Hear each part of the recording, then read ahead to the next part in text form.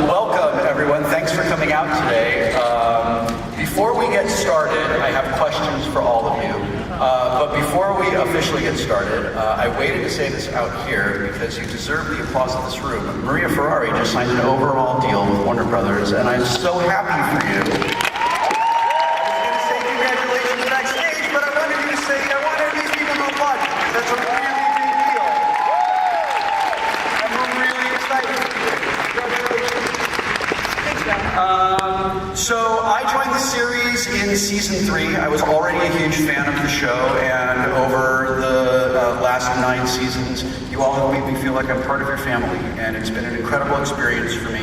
A lot of people don't know this, but you were Willie before the show. You didn't invent that. The historical record is a little unclear. We're not quite sure where the causality loop begins. It is the last season of The Big Bang Theory.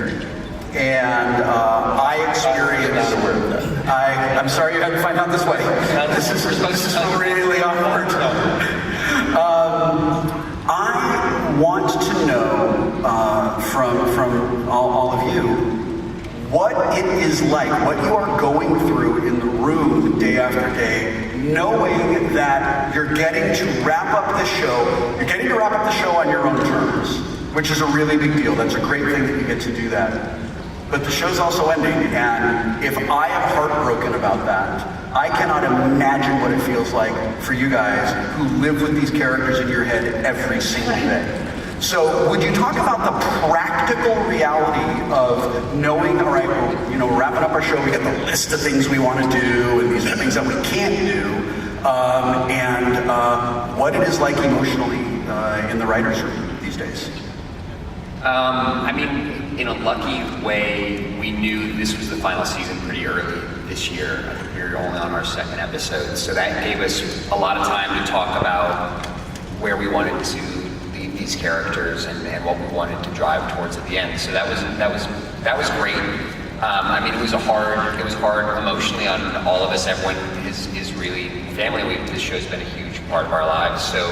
But in a good way also, there was a lot of work still to do. We had 20-some episodes left to write, so that was able to push some of it off. But now we're getting closer and closer, and each episode is, this is the last time we're going to do this, or the last time we're going to do that.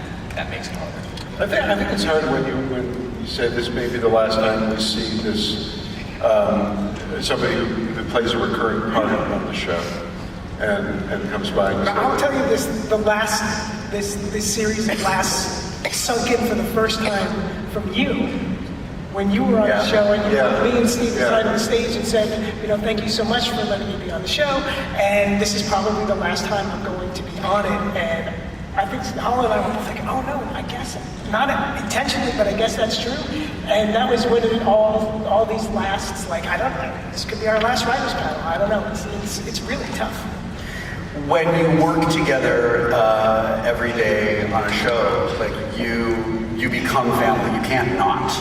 And the characters take on a life of their own.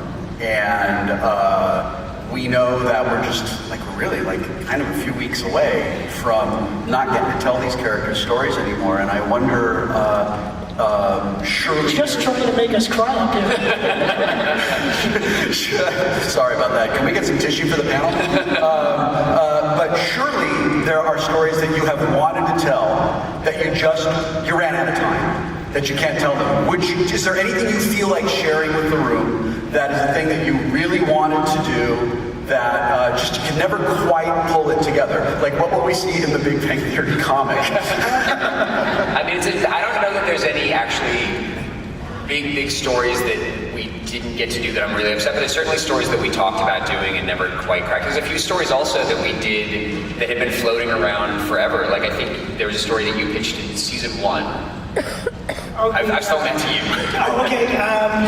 In season 1, right, it was the death of a theory. It was just the idea that one of the characters, Sheldon or Leonard, had a theory they'd been working on forever, and then it was finally proven to not be a thing, and it died, and we watched them go through the stages of grief over a theory instead of a person, and I think that happened finally 11 years later.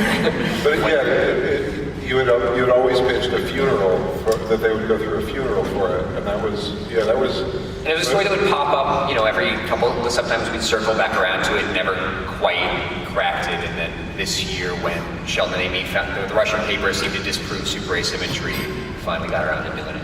I always wanted to see, and a thing that we will wind up never doing, but I always imagined Leonard's family, if you ever saw them together. I always saw them like the family in the movie Quiz Show, that, a family of super intellectuals and stuff, and one, I don't think we get to do that. The extreme awkwardness of Leonard's parents being in the same place fills me with anxiety, even though they're not real people.